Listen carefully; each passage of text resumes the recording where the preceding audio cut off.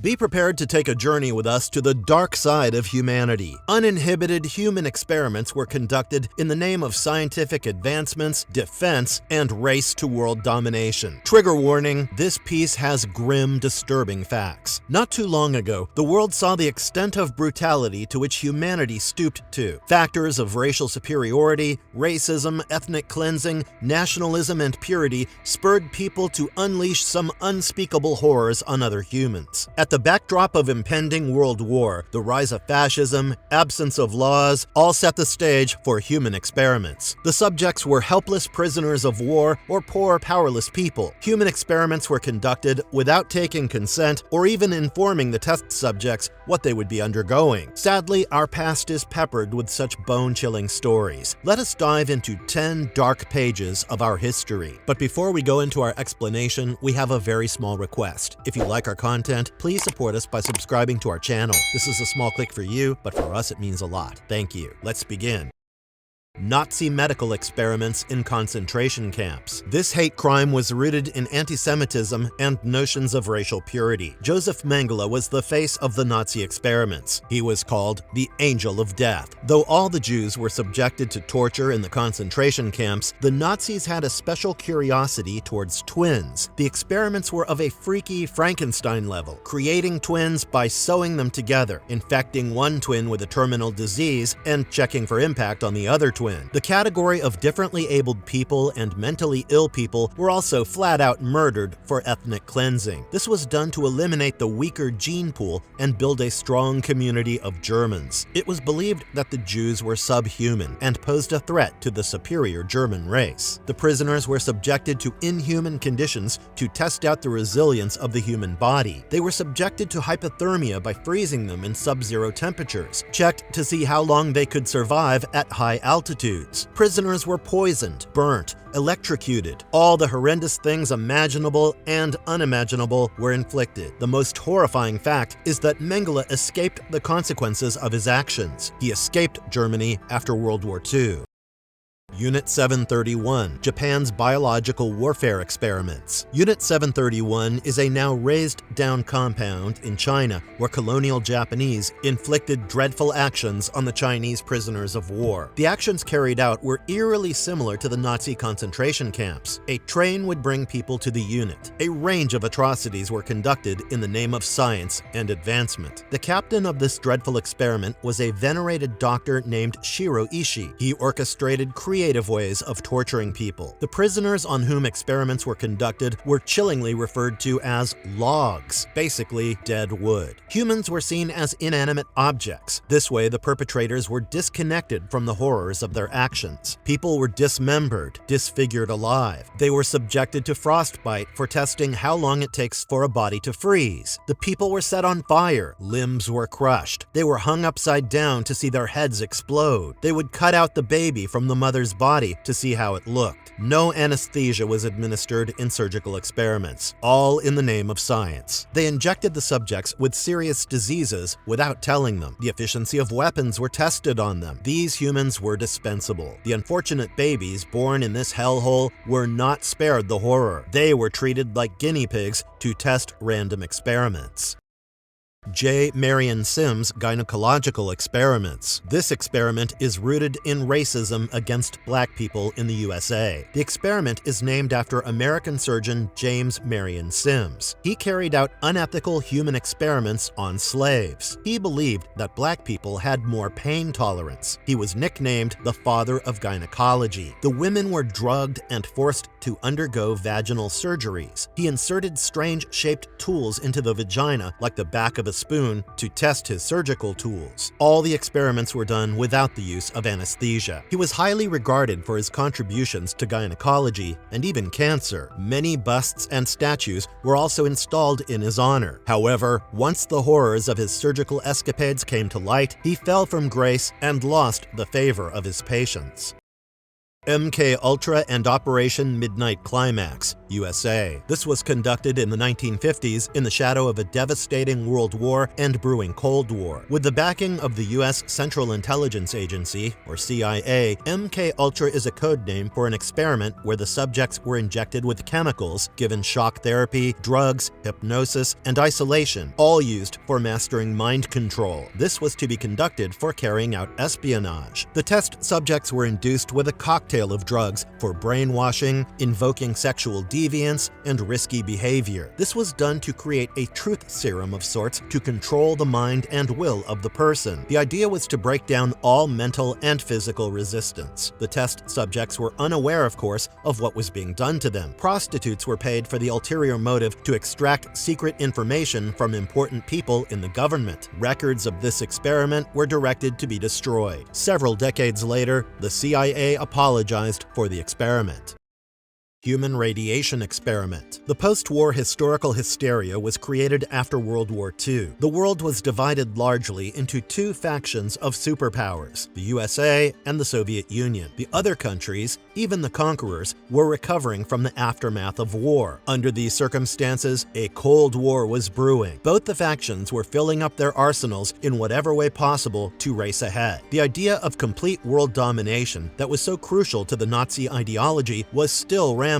The diabolical nature of scientific experiments on humans continued well after the horrors of the World Wars. In the USA, human radiation experiments were carried out on adults, children, and even dead bodies. This was to test the impact of radioactive elements on the human body. Plutonium and other radioactive elements were directly injected into the bloodstream. Sometimes it was mixed in the food ingested by pregnant women and children, without consent, just to test out the impact. Radium rods would be inserted into the nostrils of children. The methods were all barbaric. Uranium would be slipped into the body in measured doses to see how long a human body can sustain the exposure. Certain records were unearthed later that disclosed that the Atomic Energy Department of the US government was actively involved in the radiation experiment. Random patients getting hospitalized for some illness were injected with radiation without informing them. The former Soviet Union was also involved in radiation experiments.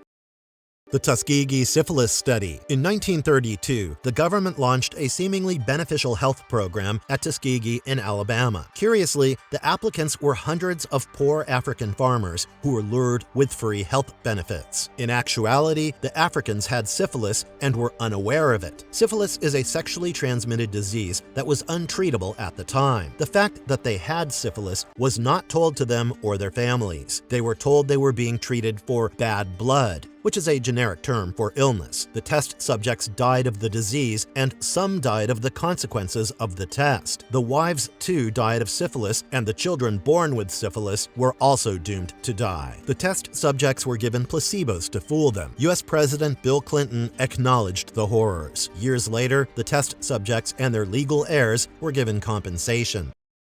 The Guatemala syphilis experiment. A similar experiment was conducted in Guatemala, again by the USA. The same doctor who had spearheaded the Tuskegee study ran the tests in Guatemala. The method was the same: gather poor people, promise them benefits, and exploit them for unethical tests. In this experiment, patients of a mental institution in Guatemala were deliberately infected with syphilis without informing them. The subjects were injected with syphilis without being told. Though at that time, penicillin was a known salve, the test subjects were not given any medical treatment. They were only given placebos to continue the charade of giving health benefits. These patients, unaware of their condition, went on to transmit the life-threatening disease to their partners. The result of this futile experiment was never published. The whole exercise was a meaningless one, but it left many generations rocked with disease in its wake. It was only in 2010 that US President Barack Obama acknowledged and apologized on behalf of the USA to the Guatemalan people for the project.